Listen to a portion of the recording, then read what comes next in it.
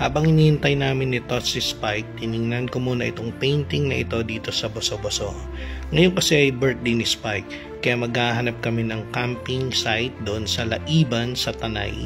Bahala na, hindi pa namin alam kung saan. So, eto na nga, pagdating nila, wala nang intro-intro pa, ride na agad.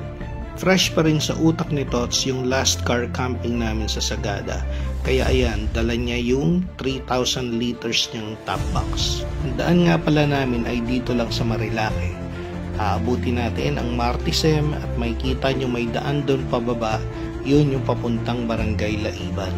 Ang motor na dala ko dito ay ang Honda ADV. Si Tots naman ay Monarch Axis 125.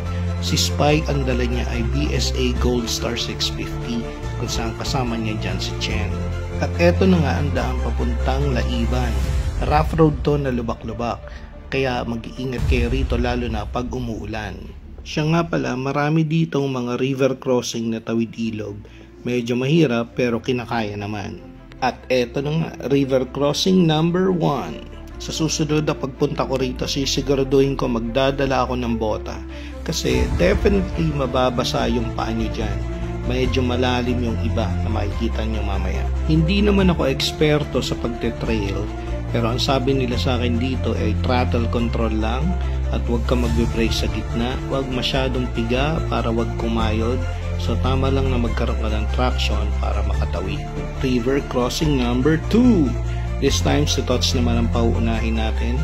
Kitang-kita nyo dyan na kayang-kaya ng Monarch 125 ang mga river crossing.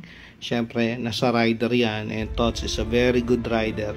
Kahit pa kasama yung top box niyang 3,000 liters, kayang-kaya, panis. Ako ito sumunod, ang problema napahinto ako dito. Makikita nyo dyan, yan, yung spot na yan, nabasa ang pa ako dyan. Kaya importante guys na huwag kayo magbe-brake at huwag kayong pipiga masyado para huwag kumayod yung inyong gulong. River crossing number 3. Eto, makikita nyo naman ang BSA Gold Star. Kayang-kaya ang mga river crossing. Partida pa yan, naka-road tires pa yan. Pero then again, nasa experience yan ng rider, and Jay is also a coach, no, sa pagmumotor, kaya kayang-kaya niya. Napansin namin ni Jay na nalalaglag yung bag nila, kaya aayusin muna namin yan dahil nga sa pagtawid-tawid sa mga river crossing na yan. Kaya tatabi muna kami para ayusin to. Nagtanong si Tots sa isang lokal dito kung malalim ba yung river crossing number 4 na yan, pero mukhang suplado yung lokal na yan. Kaya diretso lang kami sa pagtawid. Dinahandaan lang namin yan dahil hindi nga namin kabisado kung malalim o mababaw.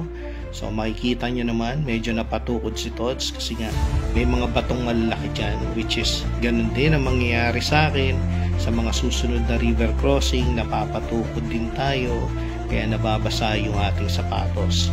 River crossing number 5. At this time, nagtatanong na kami sa sarili namin kung tama ba itong mga desisyon na pinaggagawa namin. Pero birthday ni Spike ngayon, kaya the show must go on. Dire-diretso lang tayo sa pagtawid at paglangoy dito sa mga ilog na to. Susubukan ko dito sa kanan kasi akala ko mas mababaw dito. Pero nung tiningnan ko nung malapit na ako, ayun, mas malalim pala. Ang problema, nalubog na ang gulong ko rito sa buhangin, kaya yan, hinahata ko na pabalik at babalik tayo dun sa kaliwa kung saan dumaan si Tots dahil mas okay doon, no? Mas mababaw ang madadaanan natin doon. Kaya eto, maniobra tayo pabalik, konting piga-piga lang, throttle control lang ulit, dire-diretso naman and smooth naman ang ating pagtawid. And ayan, nakaabot naman tayo dun sa ating dalawang tropa. Kung inaakala mo na tapos na, bulaga. River crossing number 7 tayo mga chong. Pero eto na ang last river crossing natin bago marating ang ating barangay proper ng Laiban. Doon tayo magtatanong kung merong mga campsite doon na pwede natin pagstayan ng overnight, and aalamin natin kung magkano ang entrance, kung may bayad bang mga environmental fee at iba pa. Siyempre, pinauna natin yung dalawa dahil sila ang alay sa mga river crossing. Hindi totoo yun. Ang totoo niyan, ako ang pinaka mababa ang experience sa mga ganitong flat roads and mga river crossing. Kaya lagi tayong nasa hulihan. At narating na nga namin ang toll gate ng Barangay Laiban. So dito nagtatanong kami ng mga campsite. Ang problema, kung pupunta ka sa mga campsite dito sa loob, meron kang babayarang environmental fee, di namin alam kung magkano pa, and kailangan mo ng tour guide which is 500 pesos daw. So magde-decide kami later kung tutuloy kami dito kasi nga wala kaming pera itong araw na to at kulang ang gamit namin kung magro-row camping and mahihirapan kami. So mamimili muna kami ng kakainin namin kaya iikot-ikot muna kami dito. At dahil nga sa tanghali na, nag-decide muna kaming magtanghalian dito sa Lomihan dito sa tabi. Napakamura dito guys, ang pinakamalaking lomi nila ay 35 lang at ang regular ay 30. Suabe naman ang lomi dito at nag-enjoy naman ang mga tropa natin. At habang nagpapahinga dito ay may nakita kaming umaaligid na aso. Tiningnan namin to at napag-alaman na ito ay isang French Bulldog. Pakakute naman ang French Bulldog na to kaya tinawag namin siyang Bacon. Si Bacon daw ay pag-alagala lang dito sa barangay na ito, saan siya pumapasok ng mga bahay. Kaya lagi siya makikita araw-araw kahit saan. Yan muna ang part 1 guys ng adventure nito, kaya kita-kita tayo later.